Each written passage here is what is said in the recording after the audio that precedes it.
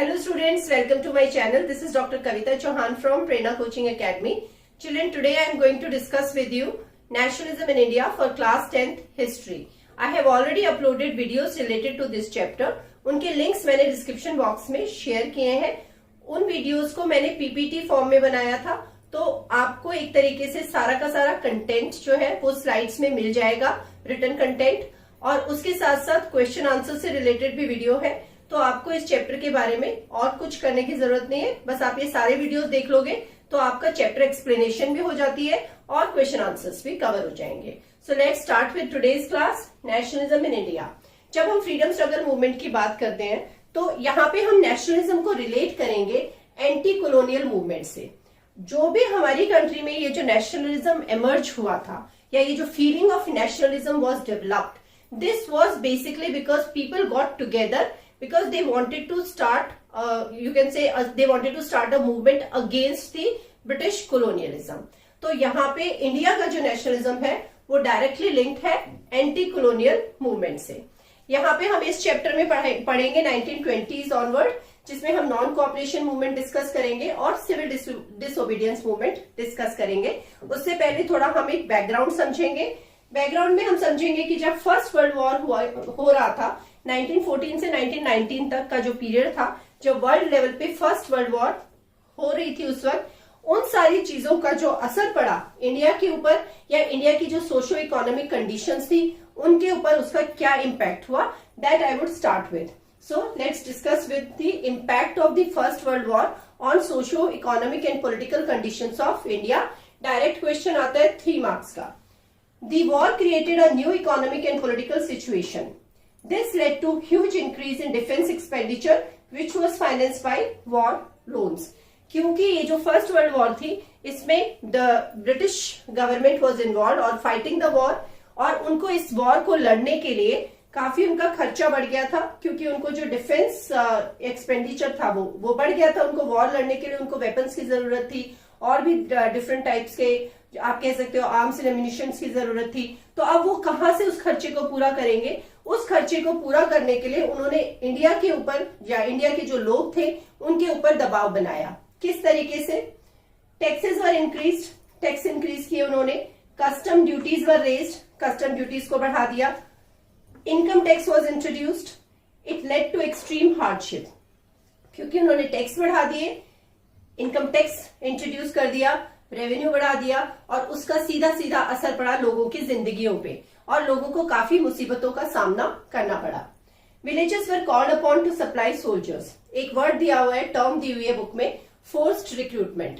जो गांव के लोग थे उनको जबरदस्ती रिक्रूट किया गया और उनको मतलब एज अ सोल्जर आप कह सकते हो वॉर फ्रंट पे भेजा गया. This was called as forced recruitment. Forced recruitment in rural areas caused widespread anger. और क्योंकि जो आप अगर देखो, इंडिया के जो लोग थे उनका तो इस वॉर से कोई लेना देना नहीं था, लेकिन ब्रिटिश गवर्नमेंट की तरफ से जाके वॉर लड़ना, they were not ready for that. तो जब ये फोर्स्ड रिक्रूटमेंट फॉलो की ब्रिटिश गवर्नमेंट ने, तो उसकी वजह से लोगों के बीच में एक गुस्सा फैलता चला गया. इन 1918, 1919 and 1920-21 crops failed in many parts of India, resulting in acute shortage of food. इसके साथ साथ और एक प्रॉब्लम क्या हो गई कि इस टाइम पे लोगों के मॉनसून अच्छे से नहीं हुई, और जिसकी वजह से लोगों का जो क्रॉप्स थे वो उनका नुकसान हो गया. और क्रॉप्स का नुकसान होने की वजह से ओवरऑल जो फूड अवेलेबिलिटी थी कंट्री में वो भी कम हो गई, फूड की शॉर्टेज हो गई. People hoped that their hardships would end after the war was over, but that did not happen. लोगों को लग रहा था कि शायद वॉर खत्म होने के बाद उनकी जो ये मुसीबतें हैं वो भी शायद खत्म हो जाएंगी, लेकिन ऐसा नहीं हुआ. So this is all you should know about the impact of First World War on socio economic and political situations, और what kind of situations were created by the First World War. Direct question है, please note down all the important points. Next is the idea of Satyagraha. अब ये situation हमने discuss की. अब हम discuss करेंगे कि ये वो टाइम था जब महात्मा गांधी साउथ अफ्रीका से इंडिया वापस आए थे, और महात्मा गांधी ने जो यहाँ पे एक टर्म उन्होंने यहाँ पे इंट्रोड्यूस की, जो वो ऑलरेडी साउथ अफ्रीका में इसको प्रैक्टिस कर चुके थे, and that was the idea of Satyagraha. Mahatma Gandhi returned to India in January 1915. It emphasized the power of truth and need for search of truth. Satyagraha basically is related to the truth.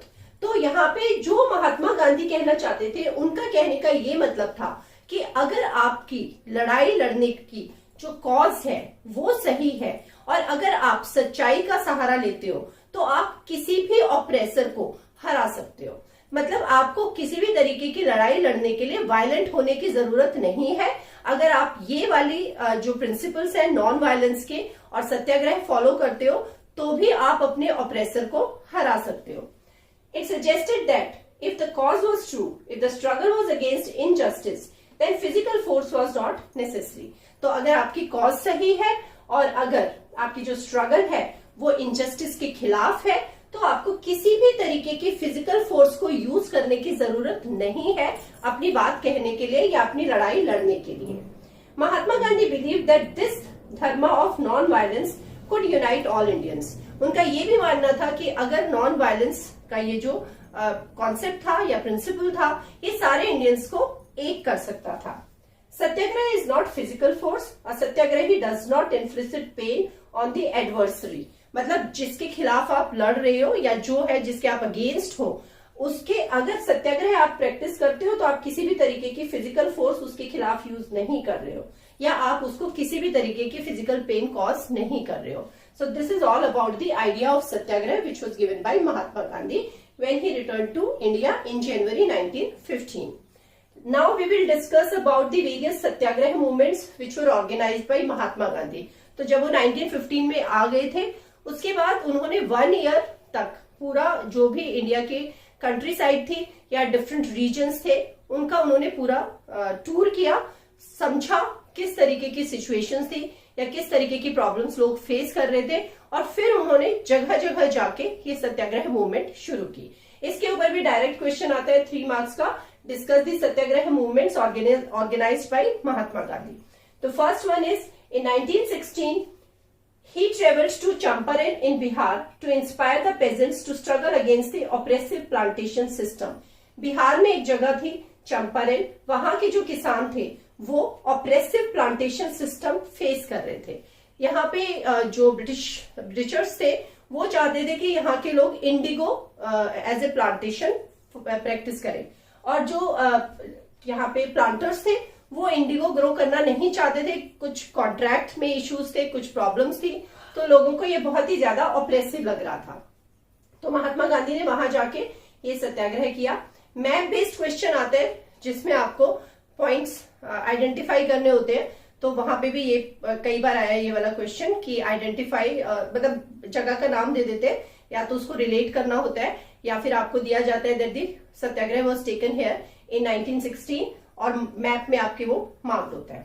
Next in 1917 ही organised a satyagraha to support the peasants of the Kheda district of Gujarat.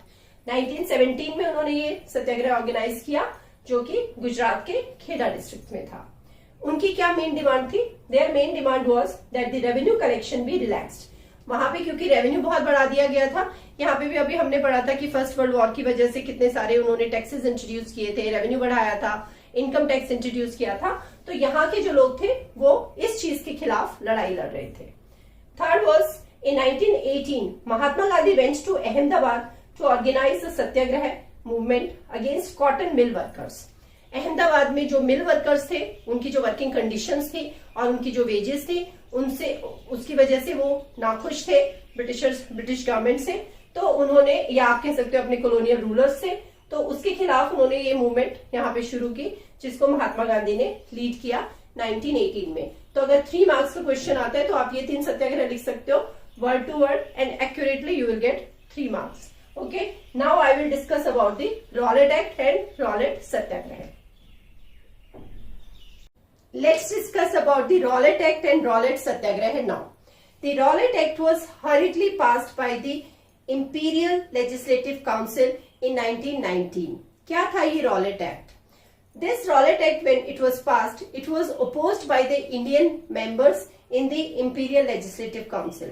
मतलब इस council के जो Indian members थे, इसके part थे, उन्होंने इस एक्ट को अपोज किया था, लेकिन उनकी अपोजिशन के बाद भी इसको पास किया गया.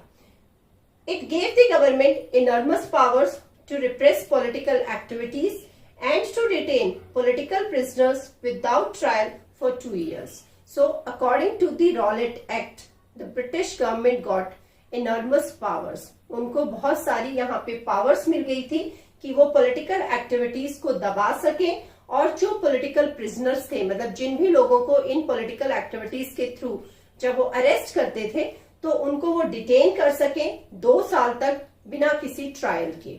सो this was the meaning of Rowlatt Act. Mahatma Gandhi wanted non violent civil disobedience movement against such unjust laws.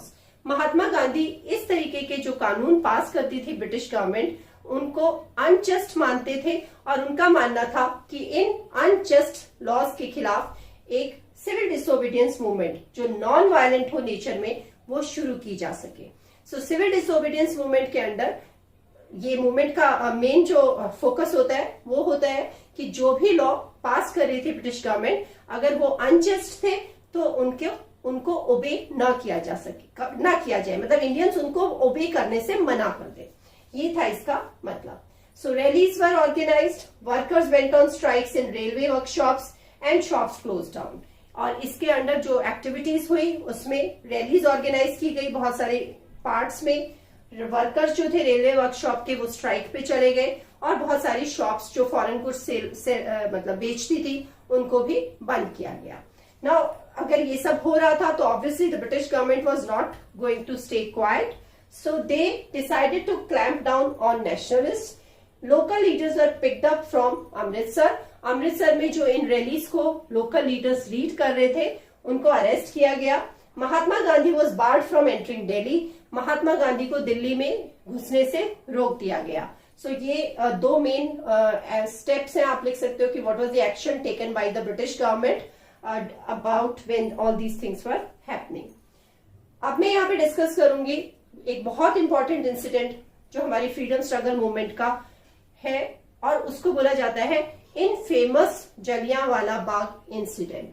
बहुत ही खराब हुआ था यहाँ पे लोगों के साथ. क्या था वो, let us discuss. On 10th April police in Amritsar fired upon a peaceful procession. एक प्रोसेशन था, मतलब जो लोग थे वो शांतिपूर्ण तरीके से यहाँ पे इसको ऑर्गेनाइज कर रहे थे. उन लोगों के ऊपर पुलिस ने फायरिंग की अमृतसर में 10th अप्रैल को. In Amritsar martial law was imposed. Amritsar में मार्शल लॉ लागू हो रखा था. Martial law basically refers to the direct military control over the civil functioning. On this day a crowd of villagers gathered in the enclosed ground of Jallianwala Bagh. Jallianwala Bagh एक अमृतसर में है park है जो चारों तरफ से एनक्लोज्ड था. लोग यहाँ पे इकट्ठा हुए थे. They were unaware of the martial law. उन्हें मार्शल लॉ के बारे में पता नहीं था. General Dyer entered the area, blocked the exit points. General Dyer he came there, he blocked the exit points and opened fire, killing hundreds. और उन्होंने यहाँ पे ऑर्डर किया फायरिंग का और जिसमें hundreds of people were killed. And this is a very tragic incident which happened during our freedom struggle movement. अगर आप अमृतसर जाते हो तो अभी भी आप वहां जाके जलियांवाला बाग की जो पूरी की पूरी हिस्ट्री है वो पढ़ सकते हो, समझ सकते हो, अपनी आंखों से देख सकते हो इन सारी चीजों को. Next is now what all happened. जब ये सब हुआ तो और क्या क्या किया ब्रिटिशर्स ने. उन्होंने जो किया वो मैं अभी पढ़ देती हूँ आपको. The crowd took to the streets in many north Indian towns. There were strikes, clashes with the police, attacks on government buildings. ये सब होने के बाद लोग जो थे बहुत सारे नॉर्थ इंडिया के जो शहर थे उसमें लोग सड़कों पे निकल आए और लोगों ने जो गवर्नमेंट बिल्डिंग्स थी उनको अटैक करना शुरू कर दिया. काफी सारी झड़प हुई पुलिस के बीच में और सत्याग्रही के बीच में. और इन सब चीजों के खिलाफ the British government also followed a policy of brutal repression. British government ने इसको दबाने के लिए बहुत ही ब्रूटल पॉलिसी का सहारा लिया.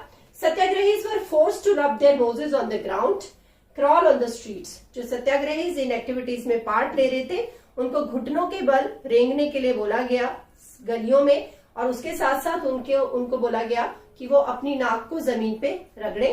तो ये बहुत ही इनह्यूमन ट्रीटमेंट आप कह सकते हो किया उन्होंने सत्याग्रहीज के साथ. Seeing violence spread, Mahatma Gandhi called off the movement. और जब महात्मा गांधी ने देखा कि ये मूवमेंट जो थी, सिविल डिसोबीडियंट मूवमेंट जो थी, वो यहाँ पे वायलेंट हो रही थी, मतलब हिंसात्मक हो रही थी, क्योंकि वो तो सिर्फ नॉन वायलेंस के सहारे ही इसको आगे बढ़ाना चाहते थे, तो उन्होंने इस मूवमेंट को कॉल ऑफ कर दिया। और यहाँ पे महात्मा गांधी को एक और चीज का एहसास हुआ, that he now felt the need to launch a more broad based movement in India. वो चाहते थे कि अब जो मूवमेंट यहाँ पे शुरू की जाए वो और ज्यादा ब्रॉड बेस्ड हो, नैरो नहीं हो, मतलब किसी एक पर्टिकुलर इश्यू को या पर्टिकुलर चीज के खिलाफ ही ना लड़ा जाए, बट इसमें और भी एस्पेक्ट्स को इन्वॉल्व किया जाए। He now wanted to bring Hindus and Muslims together. He अब वो चाहते थे कि अगर ब्रिटिश के खिलाफ लड़ाई लड़नी है तो एक कॉमन प्लेटफॉर्म हो जिसपे हिंदू और मुस्लिम साथ होके ब्रिटिशर्स के खिलाफ लड़ सकें।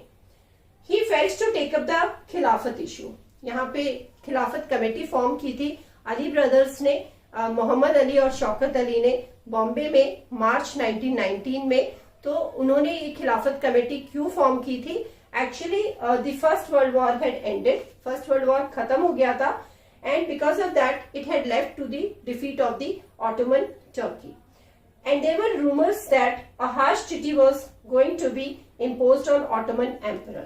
तो Ottoman Turkey was defeated और यहाँ पे रूमर्स फैल गए थे कि जो ऑटोमन एम्परर थे उनके खिलाफ ये फर्स्ट वर्ल्ड वॉर की जो विक्टोरियस पावर्स थी वो उनके खिलाफ एक हार्श ट्रीटी इम्पोज करने वाले थे। तो यहाँ पे जो इंडिया के मुस्लिम्स थे वहां पे जो डेवलपमेंट हुई वो थी कि खिलाफत इशू आया सामने और खिलाफत कमेटी फॉर्म की गई। और ये जो अली ब्रदर्स थे, दे नाउ, बिकॉज महात्मा गांधी भी चाहते थे कि भाई हिंदू और मुस्लिम्स इकट्ठे होकर ब्रिटिशर्स के खिलाफ इस मूवमेंट में पार्ट लें, और क्योंकि ऑटोमन रूलर की वजह से जो इंडिया के मुस्लिम्स थे वो भी अब इन चीजों के खिलाफ थे और वो भी जुड़ना चाहते थे। तो यहाँ पे जो अली ब्रदर्स थे, they began discussing with Mahatma Gandhi about possibility of a United mass action on the issue. And in September 1920 Congress session में महात्मा गांधी ने कन्विंस किया दूसरे लीडर्स को जो थे कांग्रेस के, and he convinced them of the need to start a non cooperation movement in support of Khilafat as well as for Swaraj. उन्होंने Congress leaders को कन्विंस किया कि नॉन कोऑपरेशन मूवमेंट शुरू की जाए खिलाफत इशू के भी अगेंस्ट और उसके साथ साथ स्वराज के लिए। तो यहाँ ये बहुत ही इंपॉर्टेंट डेवलपमेंट है, खिलाफत इशू के बारे में आपको पता होना चाहिए। क्यों चाहते थे Mahatma Gandhi non cooperation movement? Mahatma Gandhi ने अपनी बुक हिंद स्वराज में ये डिक्लेयर किया था कि जो ब्रिटिश रूल इंडिया में पॉसिबल हो पाया था वो सिर्फ इसलिए पॉसिबल हो पाया था क्योंकि इंडियंस ने ही कोऑपरेट किया था ब्रिटिशर्स के साथ, और इस वजह से ब्रिटिशर्स सक्सेसफुल हो पाए थे। तो इसलिए महात्मा गांधी चाहते थे कि अगर इंडियंस कोऑपरेट करना छोड़ देंगे ब्रिटिशर्स के साथ तो ब्रिटिश रूल ज्यादा समय तक हमारी कंट्री में नहीं टिक पाएगा। उन्होंने कहा कि नॉन कोऑपरेशन मूवमेंट शुरू होनी चाहिए इंडिया में, and he said that it should unfold in stages में वन बाय वन कुछ ऐसे स्टेप्स उठाए जाने चाहिए जिसके थ्रू इस नॉन कोऑपरेशन मूवमेंट को इम्प्लीमेंट किया जाए। क्या थे वो steps? He said that the titles given by the Britishers to the Indians should be surrendered. बहुत सारे जो इंडियंस थे उनको ब्रिटिशर्स ने कुछ अवार्ड दिए हुए थे उनको अपने फेवर में रखने के लिए। तो महात्मा गांधी का मानना था कि सबसे पहले उन टाइटल्स को और अवार्ड्स को सरेंडर कर दें इंडियंस। इसके साथ साथ ब्रिटिशर्स के जो ब्रिटिश सिविल सर्विसेज थी, पुलिस सर्विस थी, आर्मी थी, उन सब चीजों को भी लोग बायकॉट करें। ब्रिटिश कोर्ट्स को बायकॉट करें, ब्रिटिश रन स्कूल्स को बायकॉट करें, मतलब वहां पे अपने बच्चे ना भेजें पढ़ने के लिए। और जो फॉरेन गुड्स ब्रिटेन से इंडिया आ रही थी, हमारी मार्केट में जो बेची जा रही थी, उन फॉरेन गुड्स को भी यूज करने से लोग मना करें। तो ये सारा कुछ था जिसकी वजह से महात्मा गांधी शुरू करना चाहते थे इस मूवमेंट को। और कांग्रेस का एक सेशन हुआ 1920 में और उस सेशन में non cooperation program was adopted. In my next video, I'll discuss about the non-cooperation movement and civil disobedience movement. So stay tuned for that. I hope you enjoyed the class. अगर आपको ये video अच्छा लगा तो like button press करना मत भूलना, and if you have a query, you can write it in the comment section. Thank you so much.